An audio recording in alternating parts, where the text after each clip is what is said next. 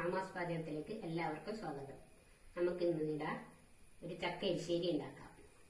അതിനായി ഞാൻ കുറച്ച് ചക്കച്ചോള മുറിച്ച് കഴുകി എടുത്തിട്ടുണ്ട്.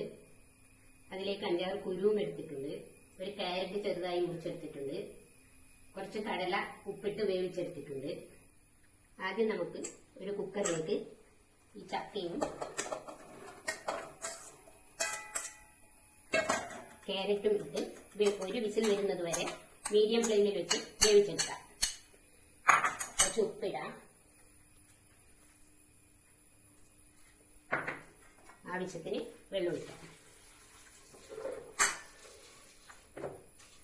ഈ ചക്ക മുങ്ങുന്നത് വരെ വെള്ളം ഒഴിക്കാം.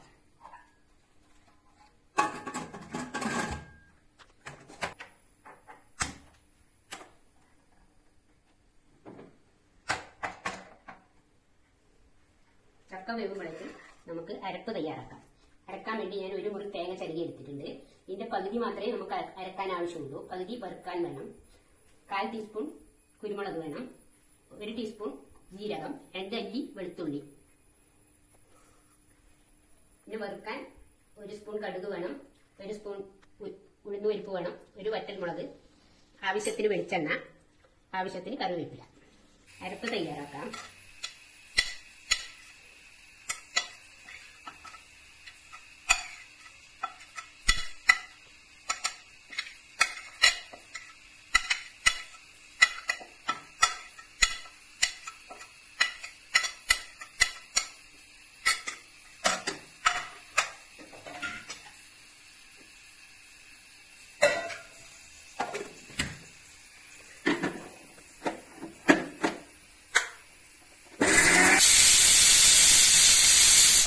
നമ്മുടെ ചക്ക വെന്ത് കാണും. ഗ്യാസ് ഓഫാക്കാം.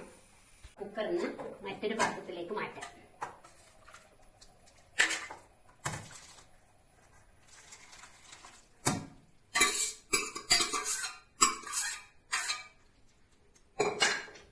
ഇതിലേക്ക് 1/4 ടീസ്പൂൺ മഞ്ഞൾപ്പൊടി. നേരത്തെ മഞ്ഞൾപ്പൊടി കാണിക്കാൻ മറന്നുപോയി.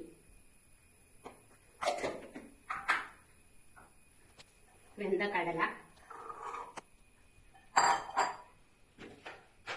നെയ്യരപ്പും ചേർക്കാം. 1 ടീസ്പൂൺ കാശ്മീരി ചില്ലി ഇടാം. ഇതെല്ലാം യോജിപ്പിച്ച് അടുപ്പത്ത് വെച്ച് തിളപ്പിച്ചെടുക്കാം. നമ്മുടെ ചക്ക എരിശ്ശേരി നന്നായി തിളച്ച് വന്നിട്ടുണ്ട്. ഇനി നമുക്ക് കടുക് വറുക്കാം.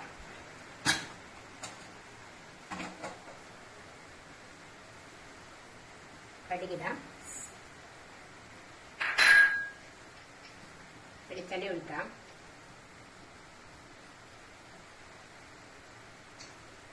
വറ്റൽമുളക് ഇടാം.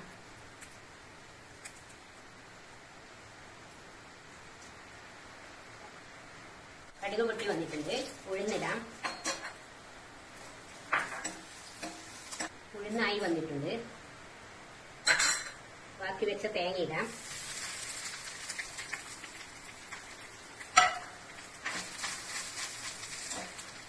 കറിവേപ്പില ഇടാം.